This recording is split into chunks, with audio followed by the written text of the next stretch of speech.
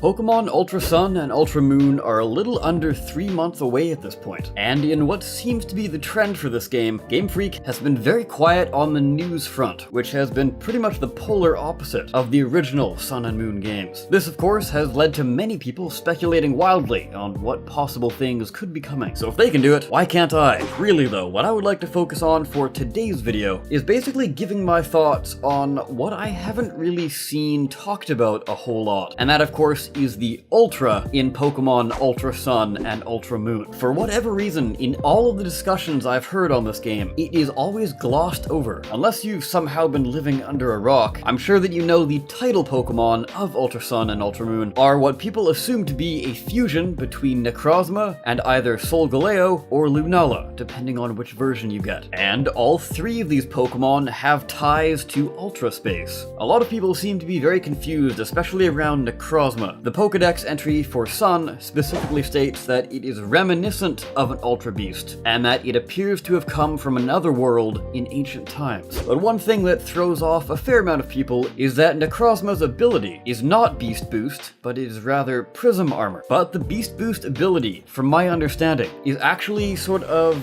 I guess you could say, an aura of energy that these Pokemon have gained while coming through the Ultra Wormhole. So it would make sense that a Pokemon who is said to live underground and came from another dimension a long time ago, or quote, in ancient times, would therefore slowly lose this aura and therefore revert back to what their natural ability is. In Necrozma's case, that would be Prism Armor. The other thing with Necrozma is that its base stat total is 30 points higher than that of the other Ultra Beasts, or I guess the main Ultra Beasts. I feel that this could be for one of two reasons. The first being that Necrozma is just simply a stronger Ultra Beast naturally. The other could be that Ultra Beasts who come to the main world and stay here become a lot more custom to this world. What exactly do I mean by that? Well, all of the main 7 Ultra Beasts have wild stats. They're kind of all over the place. Definitely not like your typical Pokemon. They have some crazy high stats and then some crazy low stats. They're usually at the ends of the extremes, for the most part anyway. So having those kind of stats would make sense for them in Ultra Space, for whatever reason. Possibly different gravity. We don't really know enough about Ultra Space, and hopefully that's what this game is going to give us more information on. But once these Ultra Beasts spend enough time in our dimension, their stats would slowly start to even out. Of course though, I'm talking about a long time period, as from what it seems like, Necrozma has been dormant underground in the main world for quite a long time. Going back to what I was saying about hopefully getting more information on what exactly Ultra Space is. Well, in one of the more recent trailers, we get something that hints at a return to Ultra Space, but not only that, letting us go to different areas of Ultra Space. This picture here in particular is the one I'm talking about. It doesn't seem to be like anything we've seen in the Alola region before, but the main thing here is that if you pay close enough attention, you can see at the very back of the path, a Kartana is simply sitting there. I say a Kartana because, as you know, there are more than one Ultra Beast. Now, this could be similar to the cave section of the Ultra Beast dimension that we've seen before, the one filled with Nihilego. If that's the case,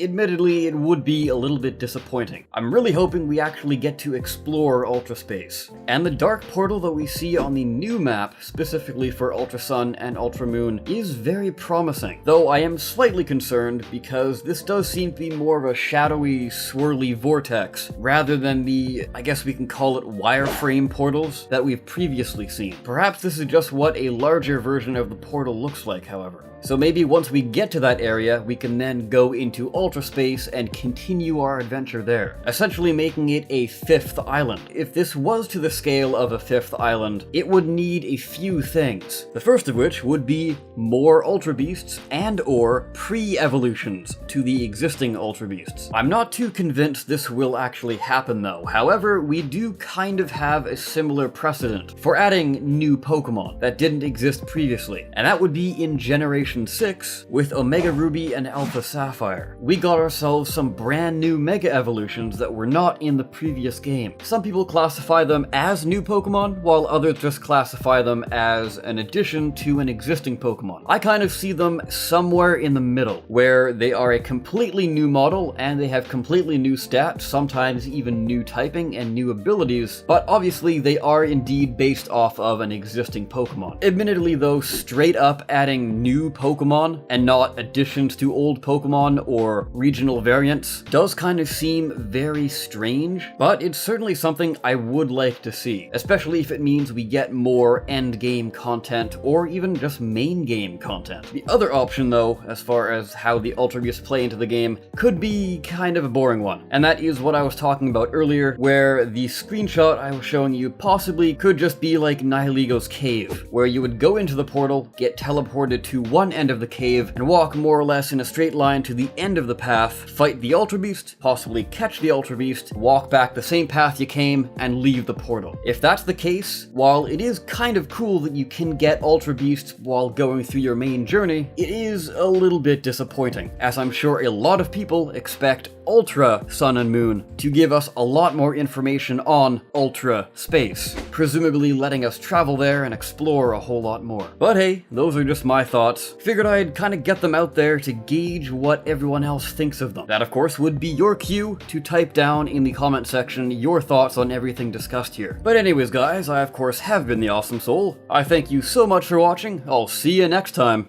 Take care.